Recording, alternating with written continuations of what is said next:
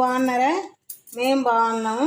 అందరూ బాగుండాలని దేవుణ్ణి మరీ ప్రార్థిస్తున్నాను. చూడండి, జున్ను మన సొంత పాలండి. ఆవు పాలు, ఆవు ఈనింది మా ఊర్లోనూ తెచ్చారు. ఇదిగోండి ఆవు పాలు, ఇవి ఒరిజినల్ ఆవు పాలు. మనం పిండితో గట్ట చేసుకుంటున్నారు కదండి జున్ను కావాలిస్తే, అలా కాదండి, ఇది ఒరిజినల్ పాలు తెచ్చాము. తెచ్చి ఇదిగోండి సగం పాలు, ఇదిగోండి ఈ గ్లాస్కి ఇక్కడికి పాలు వేసానండి, జున్ను పాలు. ఫస్ట్ పాలు కాదండి, ఫస్ట్ వారం ఈయన తర్వాత ఫస్ట్ పాలు తీస్తే వంతుకి 4 వంతులు మామూలు పాలు వేస్తామండి. ప్యాకెట్ పాలు వేసాను.